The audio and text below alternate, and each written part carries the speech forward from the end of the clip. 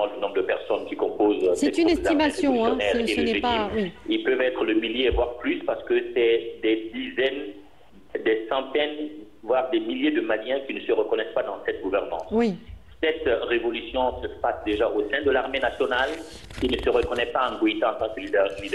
Le leadership de Goïta est écorné, il n'est pas reconnu par les militaires maliens. C'est parce que les militaires ne veulent plus se battre et ont compris que quand un militaire malien meurt, il ne bénéficie pas du respect, de la dignité ici à l'enterrement d'un combattant.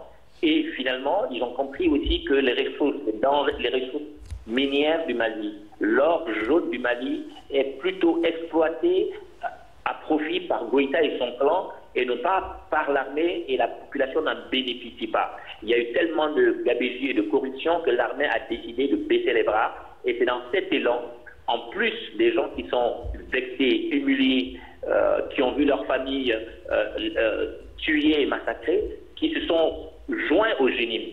Donc c'est une révolution nationale par des Maliens qui ont décidé de mettre en échec le système Goïta, et on voit Goïta étouffé pour aller à quelques dizaines de kilomètres de Bamako.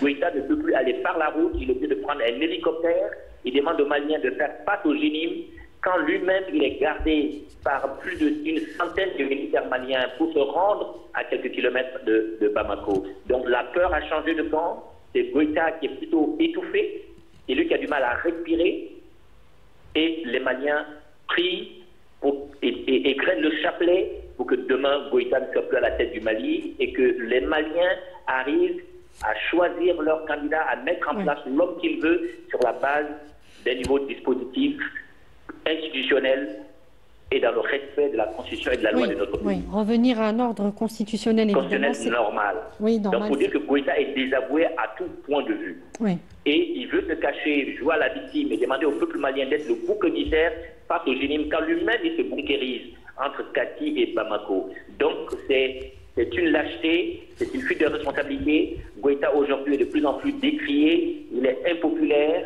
Et mais est-ce que la situation est telle que ce serait la fin donc, de ce régime de la junte au pouvoir? On parle aussi de la prise potentielle de Bamako par ces forces du GNIM. Certains disent que ce serait plutôt à moyen terme. D'autres l'infirment complètement. Qu'est-ce que vous en pensez?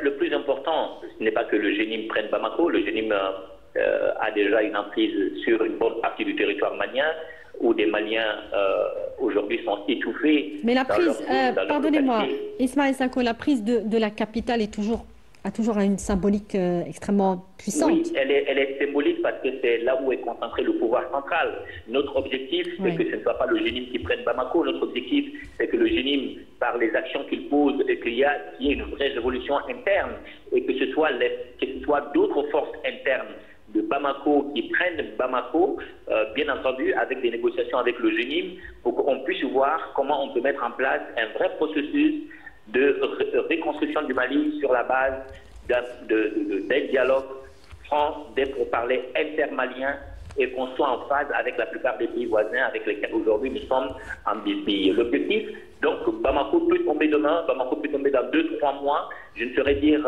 le délai limite, mais aujourd'hui la situation est létale, elle est gravissime, et Bamako tremble. On ne sait pas quand est-ce que ça arrivera. Notre souhait, c'est que nous puissions ensemble, en tant qu'acteurs politiques, travailler avec les Maliens de l'intérieur qui comprennent que leur Goïta est en train de tourner, qu'on tourne leur Goïta ensemble et qu'on pense à travailler pour un nouveau Mali sans Assimi Goïta et ses hommes qui ont quand même réussi à briser les piliers et les fondations de la société malienne.